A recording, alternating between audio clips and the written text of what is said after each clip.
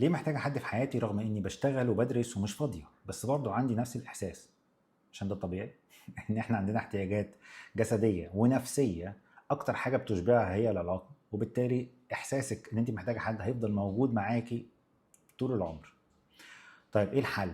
الحل ان انت تشغلي نفسك وتبقي مشغولة طول الوقت بدراسة وشغل لا طبعا. يعني ده عامل زي بالظبط واحد جعان، فبدل ما ياكل بيشرب ميه. هل لو فضل يشرب ميه بدل الاكل هيشبع؟ يمكن اوقات، بس هيجي وقت وهيبقى جعان مش قادر، هياكل اللي قدامه. ودي مشكله كبيره جدا ناس كتيره بتعملها، انها بتفضل تعزل نفسها باستمرار، لدرجه انها بتوصل لمرحله انها بتاكل اللي قدامها، بتاكل بطريقه غلط، بتاكل حاجات تضرها، فتبتدي تخش في علاقات مضره لمجرد بس ان انت مش قادره تستحملي اكتر من كده، من العزله، انك مش عارفه تشبعي احتياجاتك، واحتياجاتك خلاص هتنفجري.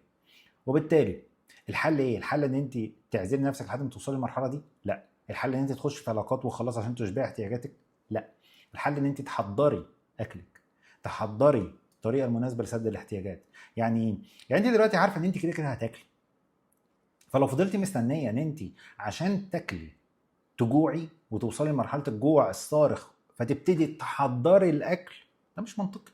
تخيلي كده انت في قمه جوعك، تروحي بقى السوبر ماركت تتفرجي على الحاجات وتنقي وتختاري احسن حاجه، ولو مش عاجبك تروحي مكان تاني او مش هينفع.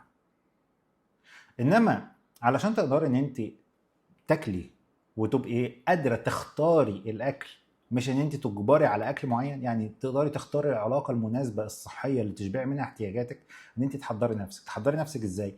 تحضري نفسك ان انت كده كده محتاجه تخش في علاقه، فبالتالي تحضري نفسك نفسيا انه ايه هي احتياجاتك اصلا، وازاي ان الاحتياجات دي تشبع مع الشخص المناسب بالنسبه لك، اللي يشبع لك احتياجاتك، ما تبقيش في علاقه غلط وخلاص. وبالتالي انت محتاجه تعرفي على نفسك اكتر، محتاجه تعرفي ازاي تختاري الشخص المناسب بالنسبه لك، وده كله محتاج وقت ومحتاج تركيز مع النفس، مش محتاج تشتيت. لان اللي انت بتعمليه دلوقتي ده بيشتتك عن نفسك وعن احتياجاتك وعن انت تفهمي اصلا انت محتاجه تعملي ايه.